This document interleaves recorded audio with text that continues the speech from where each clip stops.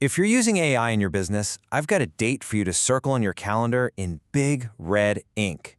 August 2026. That's the moment the EU's new AI Act becomes fully enforceable. And trust me, it's going to change everything about how AI is governed, not just in Europe, but worldwide. So the big question is, what does this actually mean for you? And look, this isn't just a question for your lawyers. This is for everyone, your devs, your product managers, your entire C-suite. Because here's the kicker, the AI Act has global reach. If you have even a single user in the EU, this applies to you, no matter where your headquarters are. And that clock, it is ticking down, fast. So how does this whole thing work?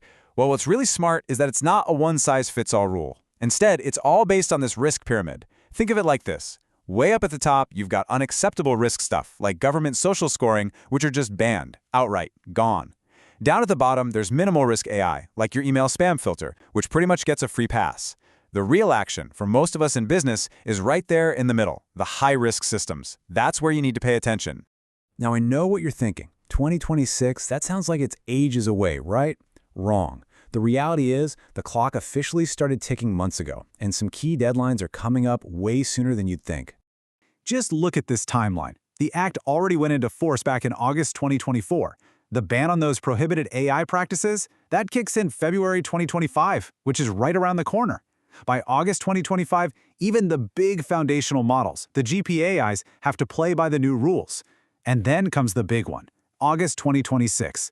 That's when everything for high-risk systems becomes law. And let me be clear, there's no grace period. It's game time. So, if that timeline didn't get your pulse racing, maybe this will. The penalties. Because failing to prepare for this isn't just some minor compliance headache. No, it's a massive financial risk that could seriously hurt your business and your reputation. Let's just start with the biggest, scariest number on the page, 35 million euros. That's the potential fine for the absolute worst violations, like using an AI system that's been banned. But believe it or not, that's not even the whole story. And here's why. The fines are actually tied to your global annual turnover. So for a big company, that 7% could mean a fine in the hundreds of millions, maybe even billions. Yeah, these rules have some serious teeth. Even smaller mistakes, like not being transparent enough with your high-risk system, can still cost you up to 15 million euros or 3% of your turnover. It all comes down to this simple idea. For years, we've all been plugging in new AI tools, using third-party APIs, kind of like adding new machines to an assembly line without keeping the blueprints. Well, the regulators are here now, and they're asking to see those blueprints. And if you can't show them how it all works, they can shut the whole line down. The scariest part is that the biggest risks are probably the ones you don't even know you have. It's that third-party API your marketing team plugged in 2 years ago. It's that old legacy model for credit scoring that nobody on your current team actually built. If you don't have visibility into how these things work, you have zero control. And in this new world, that's a massive liability. Okay, enough doom and gloom. How do you actually get ahead of this? It all starts with a proactive audit. And this isn't about creating more paperwork just for the sake of it. This is about building a truly resilient AI program. Let's walk through what that actually looks like. Here's a super practical checklist. First, you have to map every single place AI touches your business, especially those external APIs. Where is your data going? What decisions is the AI making? For those old legacy systems, yeah, you might literally have to reverse engineer them to document how they think. You've got to track your data, check for bias, and this one is critical. You absolutely must prove that a human can step in and override the machine at any time. That part is completely non-negotiable.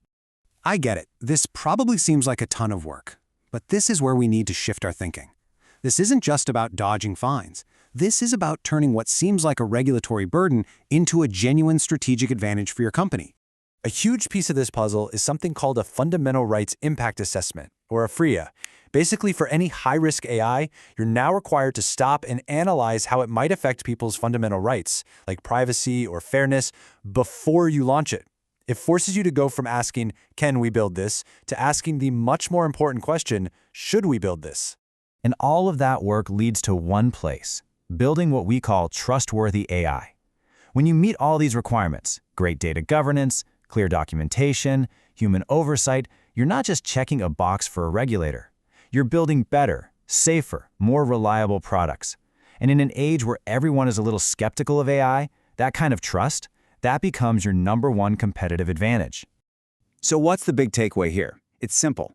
Thinking about this now isn't an expense. It's an investment in your company's future. It's a shield protecting your most valuable assets. The companies that start on this journey today won't just be compliant. They'll build more transparent, more valuable, and more resilient AI systems. They're going to be the leaders in this new era. So the only real question left is, will your organization be one of them? If you're ready to get ahead of the 2026 deadline and turn this challenge into your advantage, we should talk. Reach out to schedule a readiness briefing. Let's work together to make sure your AI isn't just powerful, but fully prepared for what's next.